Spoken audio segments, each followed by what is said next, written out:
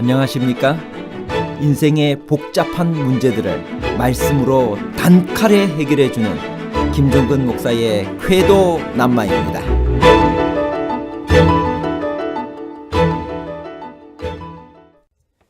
방주에 노아의 가족 8명만 들어갔나요? 노아의 세 아들 셈, 함, 야벳 중 셈의 두 아들도 같이 들어갔나요?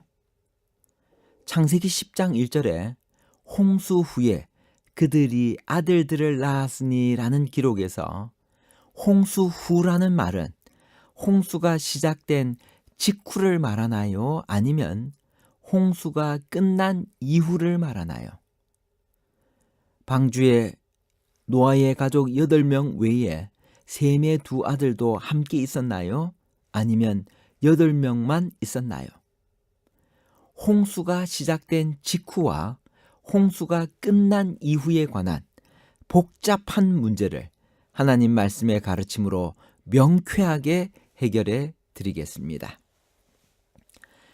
방주에 노아를 비롯한 그의 가족 몇 명이 들어가서 구원받았나요? 창세기 7장 7절. 노아가 아들들과 아내와 자부들과 함께 홍수를 피하여 방주에 들어갔고. 베드로전서 3장 20절. 그들은 전에 노아의 날 방주 예비할 동안 하나님이 오래 참고 기다리실 때 순종치 아니하던 자들이라. 방주에서 물로 말미암아 구원을 얻은 자가 몇 명뿐이니 겨우 8명이라.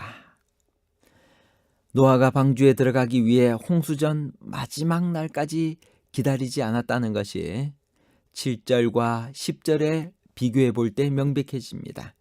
두려움에 동요되고 믿음에 의해 강권되어 노아와 그의 가족들은 피난선으로 들어가라는 명령에 지체 없이 순종했습니다. 베드로는 오직 8사람만이 홍수로부터 구원함을 받았다고 말하는데, 따라서 그의 세 아들들이 각각 한 아내만을 취하였음이 분명합니다. 가인의 후손들 사이에 흔했던 일부 다처제가 참 하나님의 추종자들에게서는 아직 행해지지 않았습니다. 방주에 노아의 가족 8명 외에 셈의 두 아들도 함께 있었나요? 그리고 기록 순서가 출생 순서인가요? 창세기 11장 10절. 셈의 족보는 이러하니라. 셈은 100세 곧 홍수 후 2년에 아르박삿을 낳았고. 창세기 10장 22절. 셈의 아들은 엘람과 아수르와 아르박삿과 룻과 아람이요.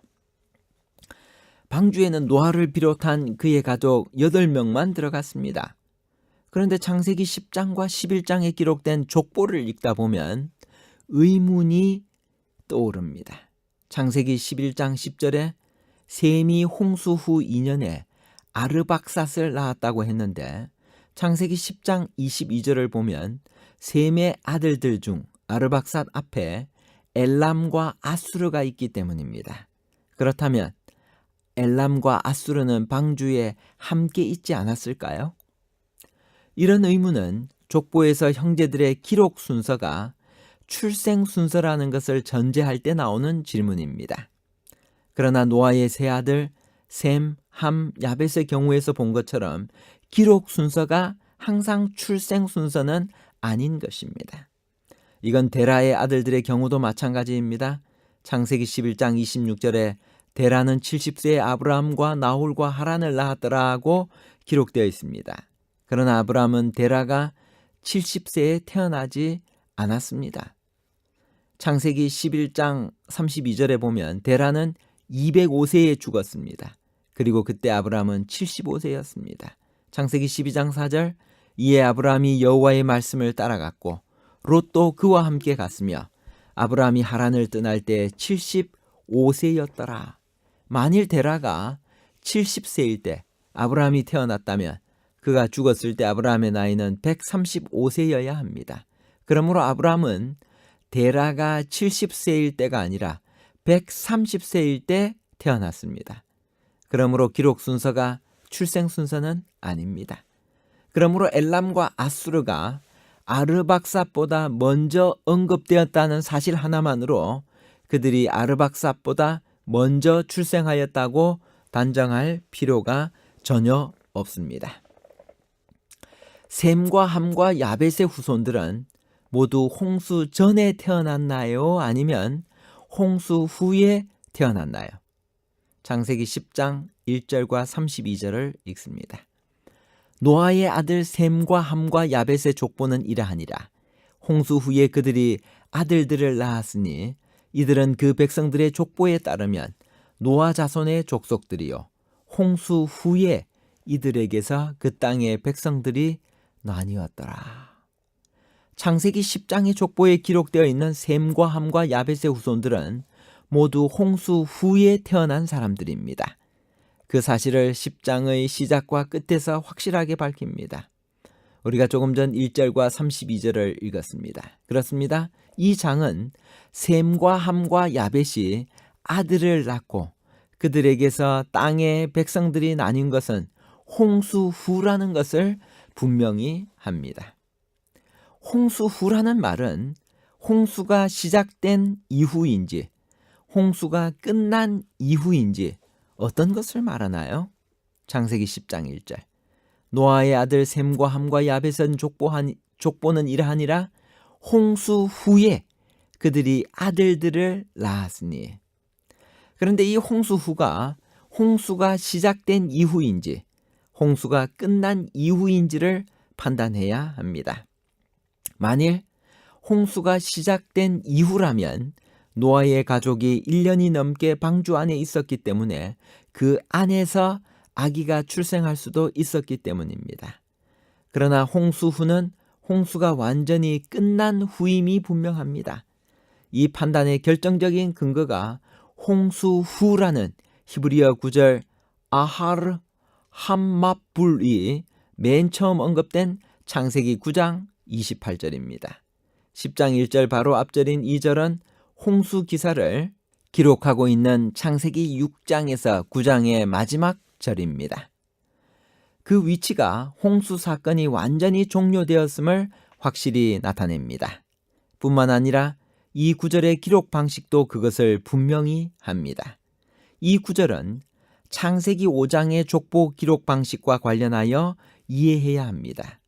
5장에 기록된 부조들의 삶은 몇 세에 낳은 후 몇 년을 지내며 몇 세에 죽었더라는 공통된 공식에 따라 기록되어 있습니다.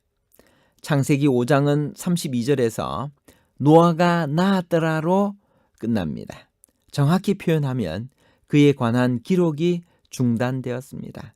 그러다가 9장 28절에서 29절로 건너가 홍수 후에 노아가 350년을 지내었고 향년이 950세에 죽었더라로 마무리됩니다. 그러므로 6장에서 9장의 홍수기사는 노아의 생애 기록 중 낳았더라와 지내더라 사이에 삽입되어 있는 셈입니다. 거기에 언급된 홍수 후는 5장에 기록된 아들들을 낳은 후에 대응합니다. 아들의 경우 잉태한 이유가 아니라 출산한 이유인 것처럼 홍수도 방주에 들어간 이유가 아니라 거기서 나온 이후입니다.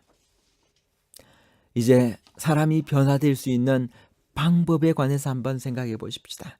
히브리서 12장 2절 믿음의 주요 또 온전케 하시는 이인 예수를 바라보자. 저는 그 앞에 있는 즐거움을 위하여 십자가를 참으사 부끄러움을 개의치 아니하시더니 하나님 보좌 우편에 앉으셨느니라. 사람이 누구를 바라보고 누구를 생각하느냐, 누구를 경배하고 예배하느냐에 따라 사람이 거룩하게 변화되든지 저속하게 타락하든지 합니다. 부조화 선지자 91페이지 바라봄으로 변화하는 것이 인간의 마음의 법칙이다. 만일 마음이 보통 인간성의 수준 이상으로 높여지지 아니하고 그것이 믿음으로 말미암아 하나님의 무한하신 지혜와 사랑을 명상하도록 높여지지 않는다면 사람은 계속적으로 점점 더 타락하게 될 것이다. 예수의 마음을 품으라는 의미는 무엇일까요? 빌립보서 2장 5절 너희 안에 이 마음을 품으라 곧 그리스도 예수의 마음이니. 온유하고 겸손하신 예수님을 우리가 날마다 바라보고 생각할 때 그분을 닮아가게 되고 그분의 마음을 우리 마음에 품게 될 것입니다. 1995년 10월 17일 미국 매사추세츠 메모리얼 병원에서 카이리와 브리엘 두 쌍둥이가 예정일보다 12주나 빨리 태어났습니다. 1kg밖에 안 되는 두 아이는 각각 인큐베이터에 들어갔습니다. 미숙아였지만 카이리는 건강했습니다. 그러나 심장에 결함을 가진 동생 브리엘은 툭하면 울음을 터뜨리고 숨도 고르지 못했고 얼굴색도 파랗게 변해갔습니다. 생후 한 달이 되어갈 무렵 브리엘의 상태가 급격히 악화되었고 살 희망이 거의 없었습니다.